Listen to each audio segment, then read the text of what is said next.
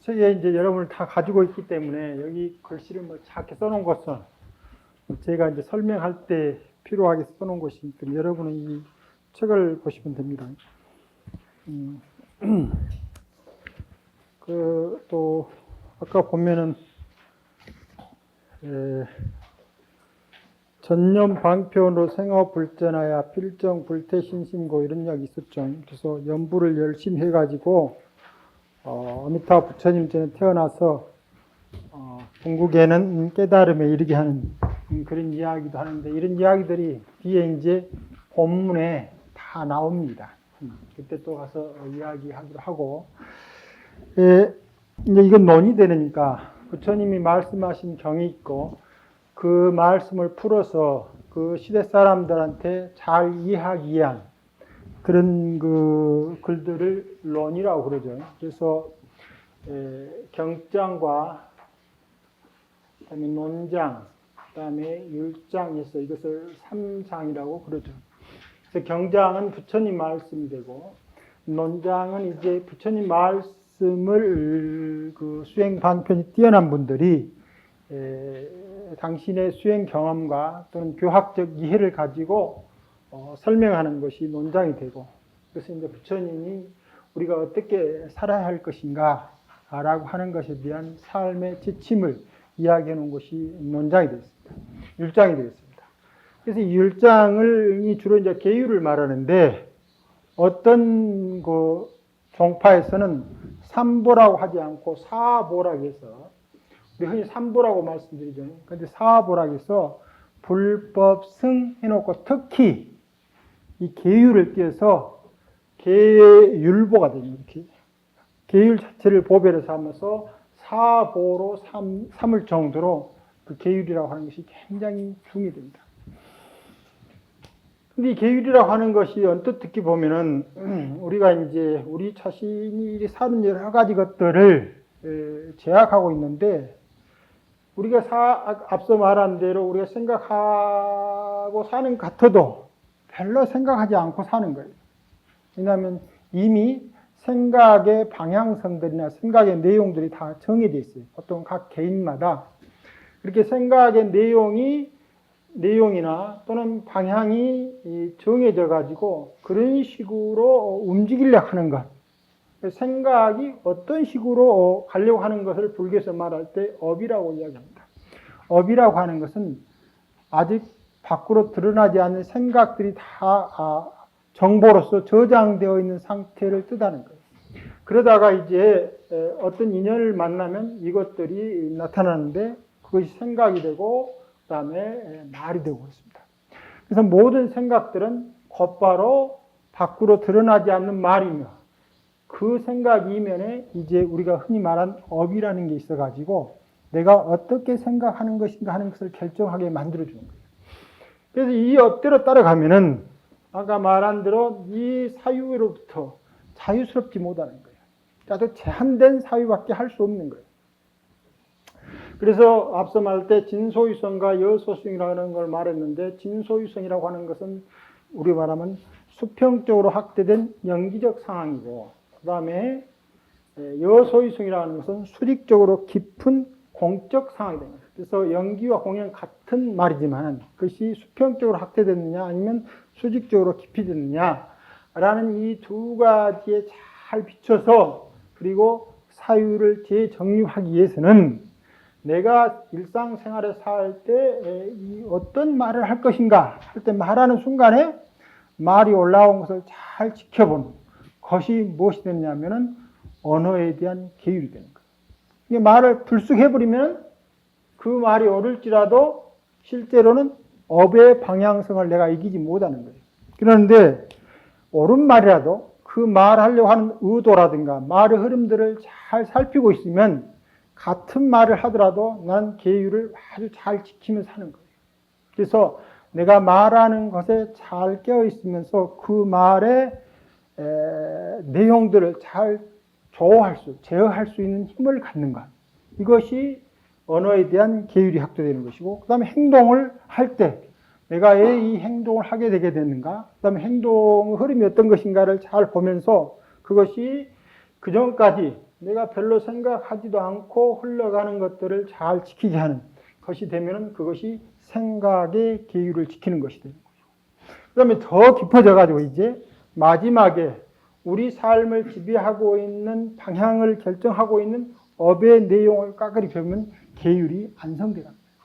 그래서 계율이라고 하는 것은 무엇을 동반하면서 일어나냐면 내가 쓰고 있는 신구이 삼업의 흐름을 잘 지켜봄으로써 일어나는 거예요. 율장이라고 하는 것도 마찬가지로 무엇을 하지 말라는 것만 의미가 아니고 어떻게 해야 될 것인가 라고 하는 의미도 함께 들어있다는 겁니다. 그런데 지금 이 논을 쓰고 있는데 여기 논이라고 하는 이 이야기들은 근본적으로 부처님 말씀에는 경장의 이야기들을 크게 벗어나지 않는다. 이미 당신이 하고 싶은 이야기들이 경장에 다 있는데 또 논을 써가지고 세상을 번거롭게 하는 것이 아니냐라고 이제 물었을 때 거기에 대해서 하는 말, 거기에 뭐라 하냐면은 중생이 근기와 행위 다 같지 않지 않느냐. 근기라고 하는 것을 이야기할 때 흔히 우리가 이제 상근기, 하근기 이렇게 말씀을 하는데 그러면 이제 물론 앞서 말하는 대로 인연이 성숙한 중생이 있고 인연이 성숙하지 않는 중생들이 있어가지고 그 말은 할 수가 있지만 인연이 성숙한 중생들이 마치 우리가 뛰어난 타고날 때부터 그 사람의 특성이 다른 사람에 비유해서 근본적으로 어떤 그런 그 성품이 더 낫다라고 하는 것으로 결정된 의미로 받아들여서는 안 됩니다. 근기라고 하는 것도 사람 수행자들이 살아오면서 익혀온 업의 방향이 어느 쪽으로 가느냐.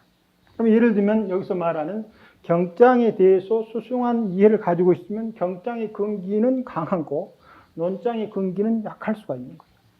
그 다음에 우리가 교화로 참선을 한다고 하면은 참선 쪽이 강하면 참선의 근기는 강하고 교학의 근기는 약할 수가 있는 거예요. 그래서 한 사람이 근기가 강하다고 해서 모든 방향으로서 다 상근기가 아니다 이겁니다. 근원적으로 상근기라고 하는 것은 앞서 말한 대로 업을 얼마만큼 비워넣는 대로 작용하느냐에 따라요. 그래서 내가 참선을 하기 때문에 상근기고 교학을 하기 때문에 좀 중근기 되고 또는 그냥 세간에 살기 때문에 하근기가 아니고 삶을 살 때 그 삶 가운데 업이 가지고 있는 부자유한 사고로부터 얼마만큼 스스로 자유스러워지고 그리고 그 자유스러움이 혼자만 자유스러우면 안 되는 거죠. 주변에 같이 산 사람들한테 좋은 영향을 미친 쪽으로 작용하면 그 사람 삶이 상근기다.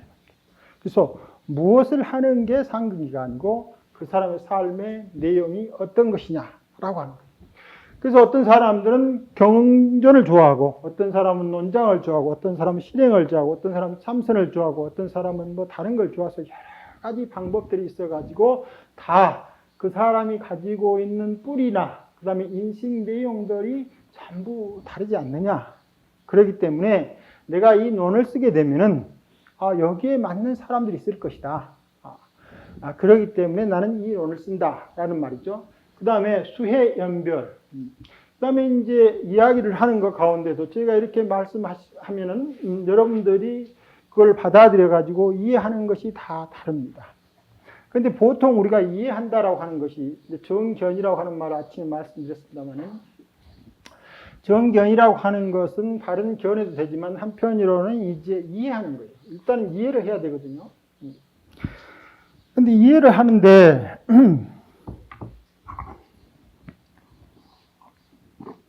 우리가 이 차를 딱 마시면 대부분 배제 몇 분인가 할지는 모르지만 많은 분들이 맛이 비슷비슷합니다. 뭐 큰 차이 없습니다. 좀 좋아하고 싫어하고 하는 그런 것이 따라서 맛이 좀 차이가 나겠지만은 대체적으로 차 맛은 무엇이다라고 즉 서술할 수 있는 것을 서술 내용들을 보면은 대체로 비슷해요. 그러면 우리가 이 맛을 이해하는 것이 전부 다 공업으로서 공통성을 갖고 있는 거죠. 그러면 이제 그걸 통해서 이 공통적 보편성을 통해서 언어적 이해를 돕게 되는데 그런 한에 있어서는 이 차맛이 가지고 있는 다른 맛을 우리가 맛볼 수가 없는 거죠. 그런데 혀라고 하는 것을 잘 훈련시키면 어떤 일이 일어나냐면 100만 분의 1의 차이를 이해하는 거예요.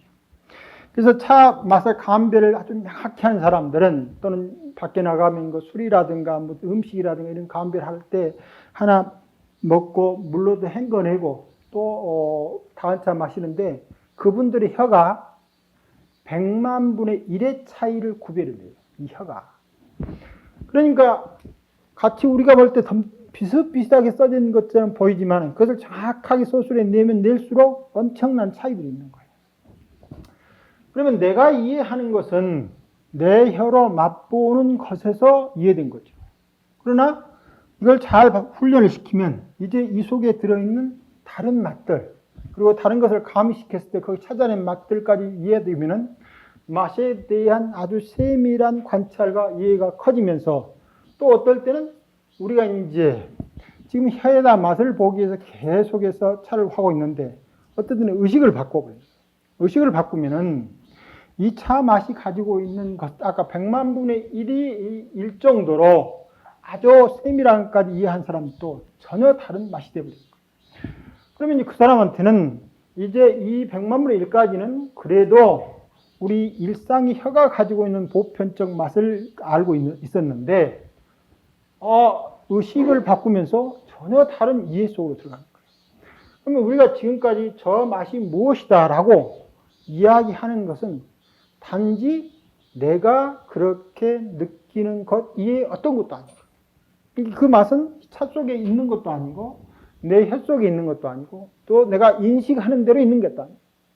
그래서 이 차 맛을 결정짓는 것은 그 차 맛을 보는 여러 가지 주변 상황들과 어울려져서 무슨 맛이다라고 나오는 거예요.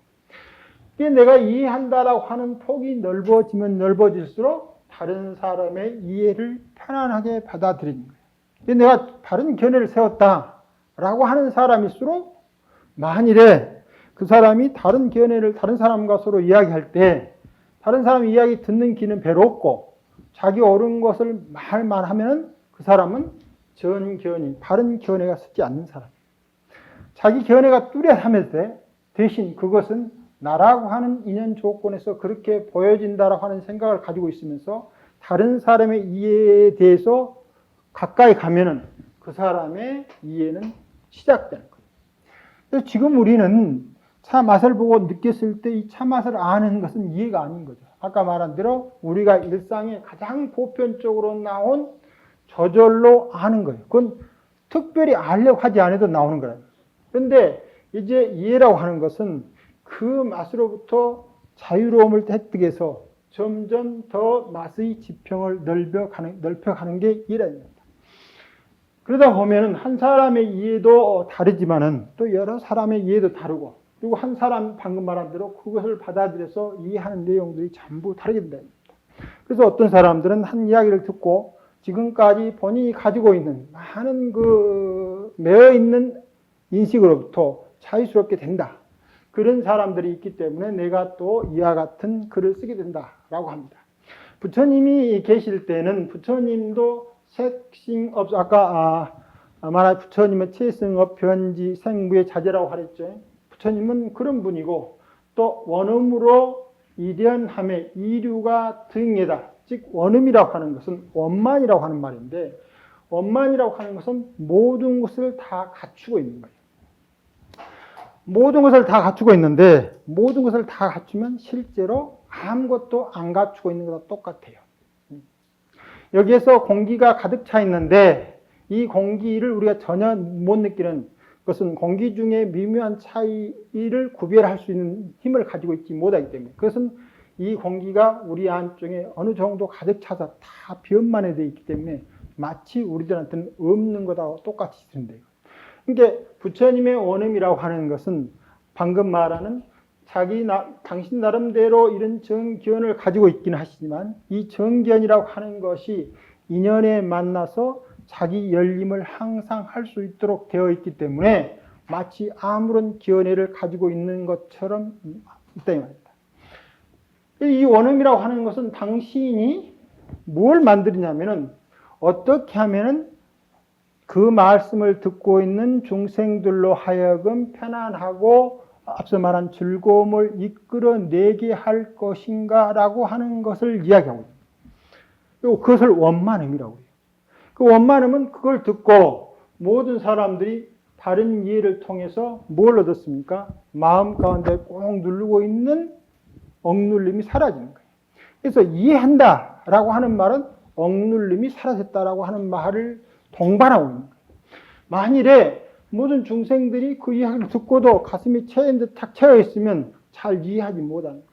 그것은 부처님이 가지고 있는 일방적인 견해를 가서 집어넣으면 그와 같이 되기 때문에. 그래서 그 인연이 잘 맞으면은 이해가 되는 듯 보이지만 인연이 안 맞으면은 전혀 이해할 수 없는 겁니다. 그래서 여기서 말한 원음이란 원만함은 더 나아가면은 부처님이 당신의 특별한 견해, 즉 특별한 견해는 어떤 거냐면은 중생들의 불만족스러운 괴로운 상황을 이끌어내게 하는 방편으로서의 언어 쓰임이기 때문에 언어가 가지고 있는 당신이 설하고 있는 교설 그 자체가 교조적인 의미를 갖지 않는다 입니다. 요즘 말하는 무슨 주의라고 하는 나는 무슨 주의다 라고 하는 견해를 전혀 갖고 있지 않기 때문에 그 소리를 뭐라고 하냐면 이 원음이라고 그러고 그런 말을 들으니까 여러 사람들이 편안해질 거예요. 그것을 뭐라고 하냐면 이류가 등해라고 합니다. 그러니까 그때 당시는 또 다시 부처님의 이야기에 대해서 이야기를 할 필요가 없었지만 시대가 달라지고 부처님이 안 계시고 시대가 달라지면 사람들의 인연 조건이 또 달라지는 거예요. 그래서 부처님에 대한 언어 해석과 이해가 달라지기 때문에 내가 혹시 거기에 도움이 될까 봐서 이 글을 쓴다라고 합니다. 그때 보니까 중생들이 부처님 멸한 다음에 중생들의 근기를 보니까 많죠. 어떤 사람은 많이 듣고서 이런 이야기를 많이 듣고서 자기 나름대로 이해한 사람도 있고 어떤 사람은 스스로 아주 적게만 듣고서도 아주 많이 이해하는 사람도 있고 어떤 사람들은 스스로는 그것을 잘 이해할 수 있는 힘이 없어가지고 오직 많이 논하는 것을 듣고서야 또 그 아는 사람도 있고 어떤 사람은 다시 아주 자세하고 많이 설하는 것은 번거롭고 아주 간결한 문자 속에 많은 뜻을 담고 있는 것을 좋아해서 그걸 통해서 이해하는 사람도 있다.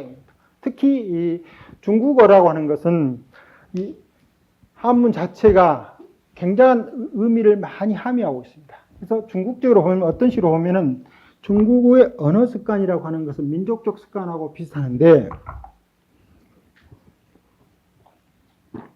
여기서 보듯이 작은 몇 가지 안 된 그 말 속에 많은 뜻을 품고 있는 그런 것을 좋아하는 것이 우리나 다른 그 언어 체계의 사람들보다 중국 사람들이 더 그쪽이 강하다 이 말입니다. 그래서 특히 대승 기신도는 중국 사람들이 굉장히 좋아하는데 왜 좋아하느냐면은 바로 중국 사람들이 쓰고 있는 언어적 습관 뭡니까? 아주 많은 뜻이 작은 문장 속에 들어있는 것을 좋아하기 때문에 특히 이걸 좋아하고 선종에서도 기신론이 아주 중요시된 경제론이었다. 여기에서는 이런 많은 중생들이 있는데 내가 지금 이 글을 써가지고 이 중생들한테 어떻게 하든지 열애께서 부처님께서 말하는 크고 깊은 그리고 한없는 뜻을 좀 설해 보려고 어떤 이 근기는 다른 사람들이지만 이 사람들을 위해서 내가 설해서 각각 근기에 맞게끔 이해를 돕기 위해서 이 글을 쓰고 있다라고 하고 있습니다.